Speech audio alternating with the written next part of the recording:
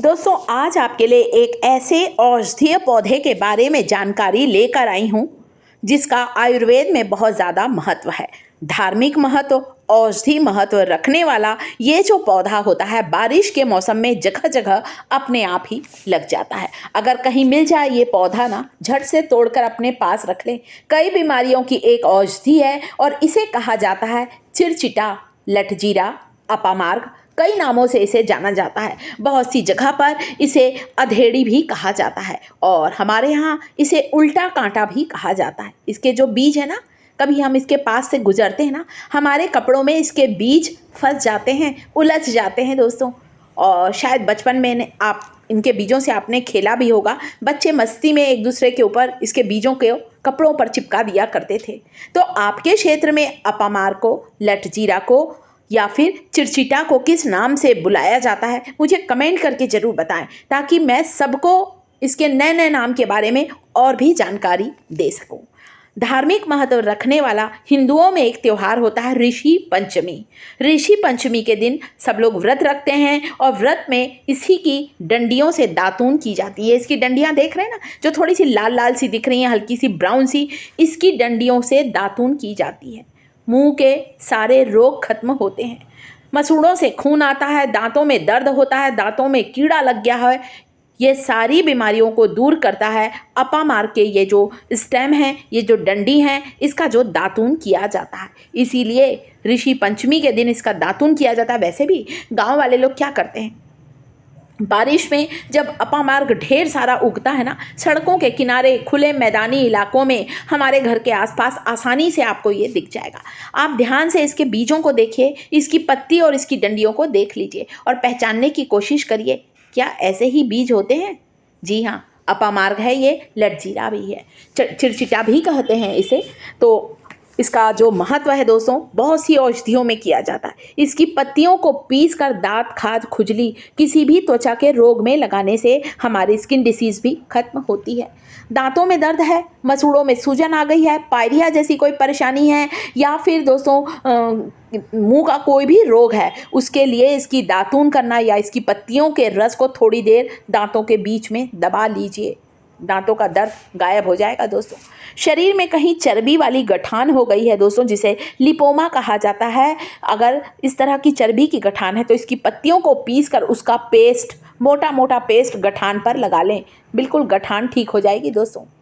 हम लोग इसे जंगली पौधा सोचकर कई बार उखाड़ कर फेंक देते हैं, परंतु ध्यान से देखिए, इसके जो पत्ते हैं ना, डंडियां जो है ना, आपको लाल लाल सी दिख रही हैं, हल्की सी, ये गाँव में लोग क्या करते हैं पता है, जब ये उगता है ना, तो इसकी डंडियों को सुखाकर साल भर के लिए स्टोर करते हैं, क्योंकि फिर अगले बारिश के मौसम में ये दिखाई देता है। उसके बाद रोज़ दातुन करने के लिए क्या, डंडियां तो सूख जाएंगी, इसलिए वे लोग क्या करते हैं, एक गिलास पानी में रात भर 2 अपामार की डंडियों को जो दातून बना के रखा है उन्होंने, उसको पानी में डुबाकर गिलास में रख देते हैं। सुबह तक वो दातून की लकड़ी नरम पड़ जाती है, सॉफ्ट पड़ जाती है, और सुबह उठकर उससे दातून करते हैं। मुंह के सारे रोग दूर होते हैं। उल्टा कांटा भी कहा जाता है इसीलिए इसको दोस्तों। इसके बीजों को पीसकर या इसके बीजों को पानी में उबालकर इसका पानी पीने से मोटापा कम होता है, शरीर की चर्बी तेजी से कम होती है। मिर्गी जैसी बीमारी में भी दोस्तों अपामार्ग की जड़ को लेने से, जड़ को सुखाकर पीसकर पाउडर इसका लेने से मिर्गी की समस्या भी समाप्त होती है। तो किसी औषधि से कम नहीं है दोस्तों ये। शरीर में कहीं घाव है, घाव नहीं भर रहा है, तब भी आप इसकी पत्तियों को पीसकर उसका रस, उसका लेप लगा देंगे ना, तो घाव जल्दी भर जाता है। इतना फ़ायदेमंद है। वैसे भी जैसे हम लोग नीम की लकड़ी की दातुन कैसे करते हैं, हम लोग को 2-3 दातुन पता है, नीम की लकड़ी की, बबूल की लकड़ी की, उसी तरह से अपामार की लकड़ी के दातुन भी हमेशा करने से मुँह के कोई रोग होने नहीं पाते हैं। इसके अलावा दोस्तों मलेरिया में या दांत खाज खुजली में, सर दर्द में या आँखों के कोई रोग में भी इसकी पत्तियों का बहुत ज़्यादा इस्तेमाल किया जाता है। तो अपामार्ग, चिरचिटा, लठजीरा कई नामों से जाना जाता है दोस्तों। जिन्हें भस्मक रोग होता है, जिन्हें बहुत ज़्यादा भूख लगती है ना दोस्तों, ऐसा कहा जाता है पहले के समय जो ऋषि लोग होते थे ना, जब तपस्या पे बैठते थे ना, तो इसके बीजों को बीजों को अच्छी तरह से पकाकर इसका खीर टाइप की बनाकर लेने से लंबे समय तक के भूख नहीं लगती, पेट भरा रहता है, जिसे भस्मक रोग कहा जाता है। जिसमें बहुत ज़्यादा भूख लगती है तो वो चीज़ खत्म होती है। देखिए, मैंने इसकी पत्तियों को यहाँ पीसा है। इसके रस को मैं आपको यहाँ पर लगाकर इसलिए बताया है, किसी भी तरह का चर्म रोग है तो उसे दूर करती है इसकी पत्तियों का रस। एंटीबैक्टीरियल, एंटी फंगल प्रॉपर्टी होती है इसकी पत्तियों में, इस पौधे में दोस्तों। और साइंस भी इसके गुण को मानता है कि वाकई में ये बहुत ज़्यादा औषधि से भरा पौधा है। पेट में कीड़े होने पर, बच्चों को कई बार पेट में कीड़े हो जाते हैं ना, इसकी पत्तियों को पानी में उबालकर इसका काढ़ा देने से बच्चों के पेट के कीड़े बिल्कुल ही खत्म हो जाएंगे। कोई डर की चीज़ नहीं है, ये औषधि गुणों से भरपूर होता है। अपामार्क, चिरचिटा, लटजीरा। साथ ही साथ इसके बीजों को कई लोग ना दोस्तों सुखाकर भी रखते हैं और बीजों का भी पेस्ट लगाते हैं। कई लोग तो इसके बीजों को पीस कर मंजन टाइप का भी करते हैं दोस्तों। इतना अच्छा, क्योंकि दांत के रोगों के लिए बहुत ही ज़्यादा फायदेमंद है। कई असाध्य रोगों को ठीक करता है अपामार्क। यहाँ पर मैं इसकी पत्तियों का काढ़ा बनाकर आपको बता रही हूँ। सर्दी, जुकाम, बदन दर्द, सर दर्द, माइग्रेन जैसी परेशानी में भी इसकी पत्तियों को धो लीजिए, पानी में उबाल कर लेने से काढ़ा भी ले सकते हैं। बीजों को भी पानी में उबाल कर आप इसका इस्तेमाल कर सकते हैं। मोटापा कम होता है और साथ ही साथ कई लोग तो इसके बीजों को भूनकर चूर्ण बनाकर भी रखते हैं दोस्तों।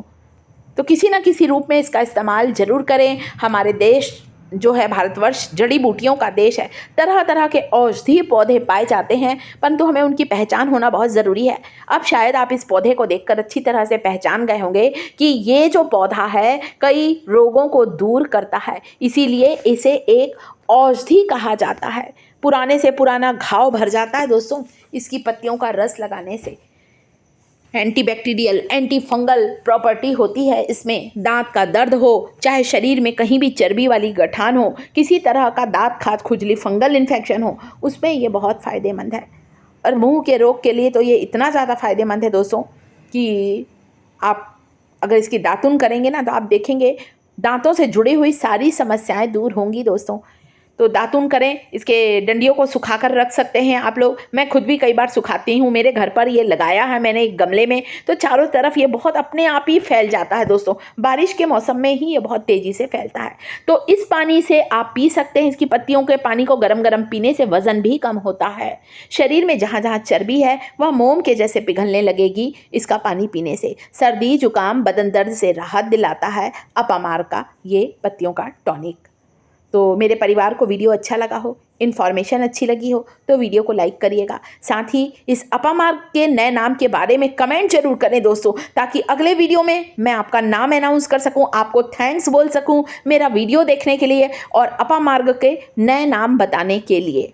तो आप सबको कमेंट जरूर करना है दोस्तों, और साथ ही साथ कमेंट करने के साथ साथ वीडियो को एक छोटा सा लाइक करना है। और शिखास किचन चैनल पर पहली बार आए हैं ना दोस्तों, तो शिखास किचन चैनल को सब्सक्राइब किए बिना बिल्कुल भी ना जाएं, वीडियो को लाइक